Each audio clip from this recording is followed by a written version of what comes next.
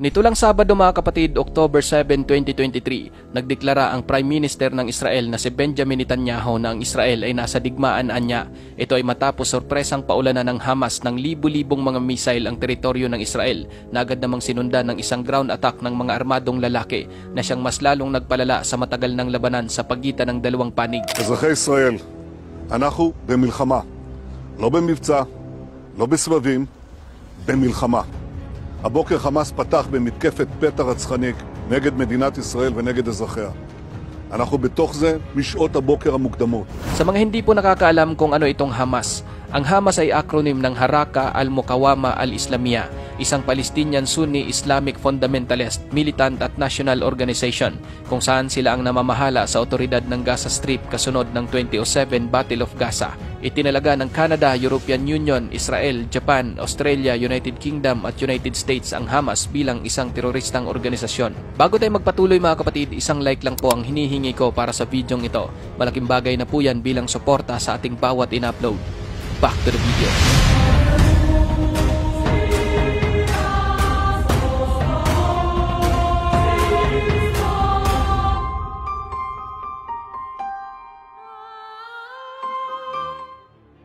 Ayon sa ulat mga kapatid, bandang alas 6:30 ng Sabado ng umaga, katakot-takot na bilang ng mga missile ang pinalipad ng Hamas mula sa Gaza na tumutumbok sa katimugang bahagi ng Israel. Ayon pa sa mismong Hamas, nasa 5,000 mga missile ang kanilang pinakawalan. Ngunit base naman sa militar ng Israel, nasa 3,500 mga missile ang pinaputok ng kalaban. Dahil dito, umalingaw-ngaw ang mga sirena sa kaulapan ng Israel at nagsimulang magtrabaho ang kanilang mga air defense system na Iron Dome at David Sling.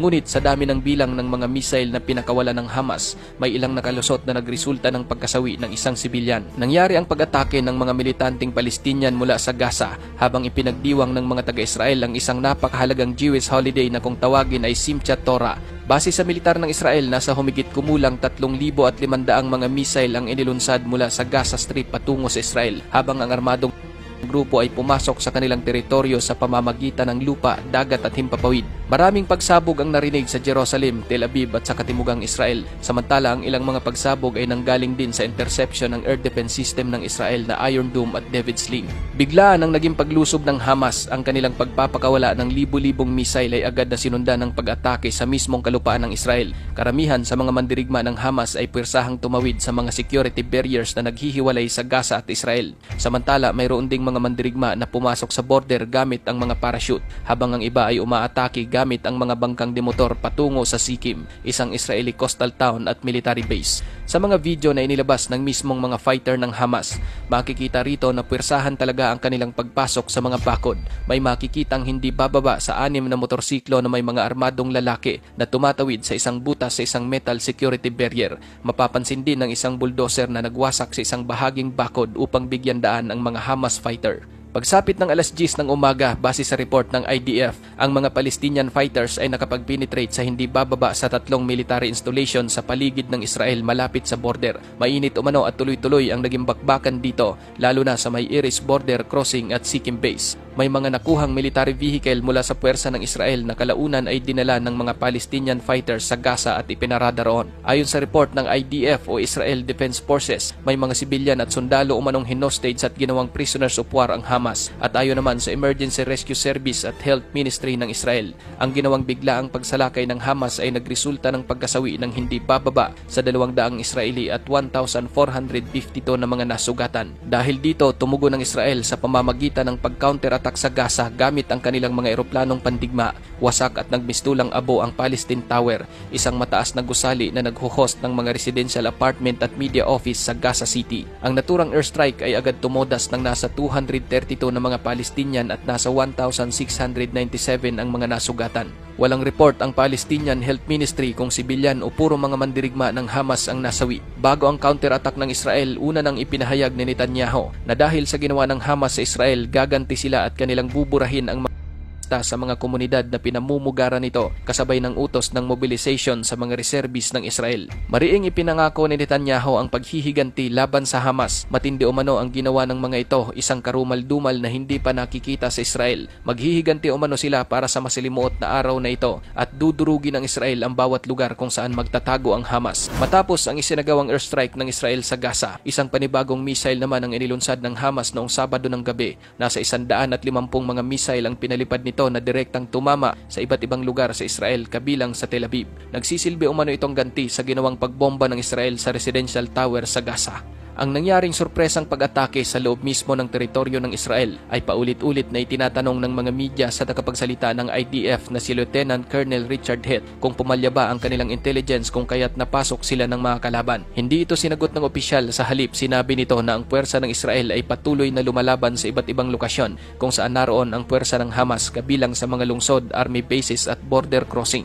Base naman sa dating IDF International Spokesperson, ang sorpresa umanong pag-atake ng puwersa ng Hamas sa Israel ay katulad sa ginawang pag-atake ng mga Hapon sa Pearl Harbor noong World War II. Nabigo umano ang buong sistema ng Israel na magbigay ng kinakailangang depensa para sa mga sibilyang Israeli. Ayon naman sa commander ng militar ng Hamas na si Muhammad Al-Dief, ang kanilang operasyon sa Israel na tinawag nilang Operation Al-Aqsa Storm ay matagumpay na napuntirya ang mga posisyon ng kaaway, gaya ng mga paliparan at mga posisyon ng militar gamit ang kanilang pinalipad na mga missile na umaabot umano ng 5,000 ang bilang.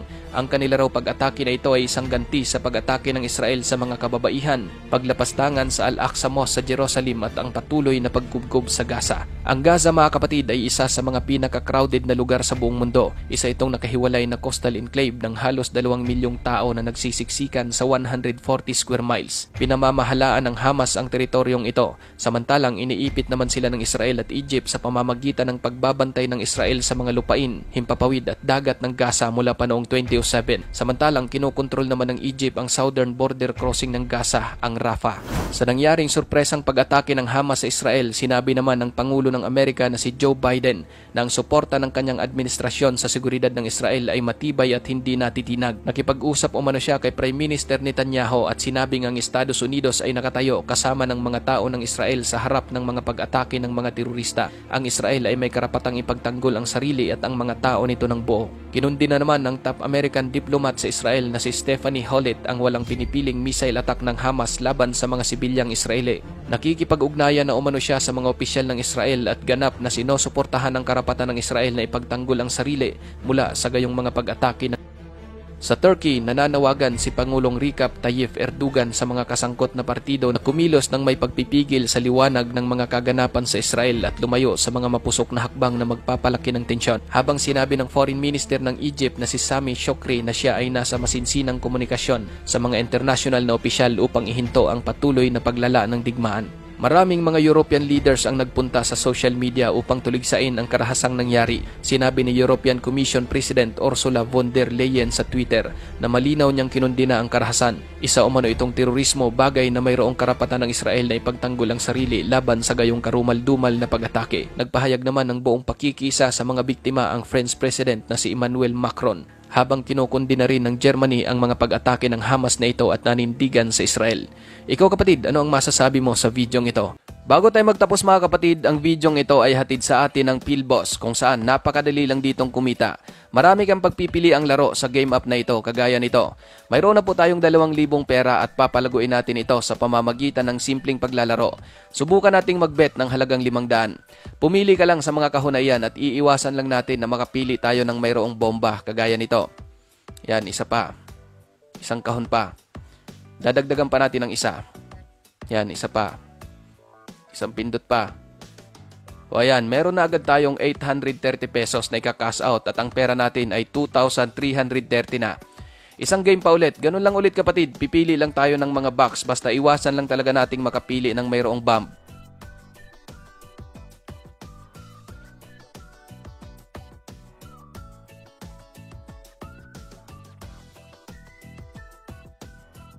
Pindot-pindot ka lang at ayan, naging 830 na naman ang bet nating 500.